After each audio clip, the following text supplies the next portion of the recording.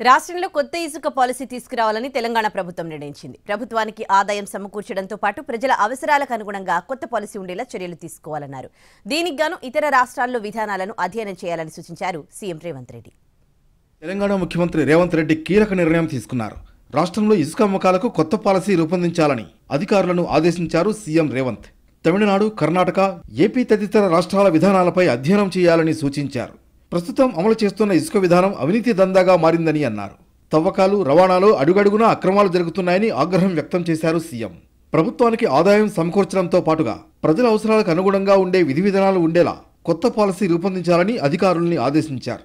రాష్ట్ర వ్యాప్తంగా నిబంధనలు ఉల్లంఘించి జరుగుతున్న ఇసుక క్వారీయింగ్, అక్రమ ఇసుక రవాణాను వెంటనే అరికట్టాలని హెచ్చరించారు తెలంగాణ సీఎం. ఇసుక రీచ్లు, డంపులు తనిఖీ చేసి అక్రమార్కులపై చర్యలు తీసుకోవాలని సీఎం ఆదేశించారు. 48 గంటల్లో అన్ని స్థాయిల్లో అధికారులు తమ పద్ధతి మార్చుకోవాలని డెడ్లైన్ విధించారు. 2 రోజుల తర్వాత విజిలెన్స్, ఏసీబీ విభాగాలను రంగంలోకి దింపాలని అధికారులను ఆదేశించారు రేవంత్ రెడ్డి. అన్ని జిల్లాల్లో వెంటనే తనిఖీలు చేపట్టాలని, బాధ్యులైన ఏ ఒక్కరిని వదిలిపెట్టవద్దని హెచ్చరించారు సీఎం. అన్ని రూట్లలో ఉన్న టోల్గేట్ల వద్ద నమోదైన డేటా ఆధారంగా ఇసుక లారీల అక్రమ రవాణా మొత్తం బయటకు తీయాలని అధికారుల్ని ఆదేశించారు. ఇప్పుడున్న ఇసుక రీచ్లు, డంపులన్నీ తనిఖీ చేయాలని, తప్పులుంటే జరిమానాలు వేస్తే సరిపోదని, అంతకు మించి కఠిన చర్యలు తీసుకోవాలని సూచించారు రేవంత్ రెడ్డి. ఇసుక రీచ్లన్నింటా సీసీ కెమెరాలున్నాయని అధికారులు ఇచ్చిన సమాధానంపై సీఎం ఆగ్రహం వ్యక్తం చేశారు.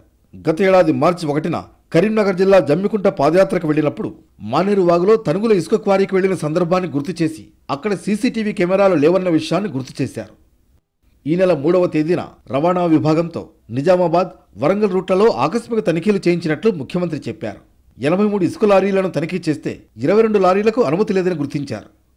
ఒకే పర్మిట్, ఒకటే నెంబర్తో 4-5 లారీలు ఇసుక రవాణా చేస్తున్నట్లు బయటపడిందని అన్నారు సీఎం రేవంత్. ఈ లెక్కన 25% అక్రమంగా ఇసుక తరలిపోతోందని సీఎం అంచనాగా చెప్పారు.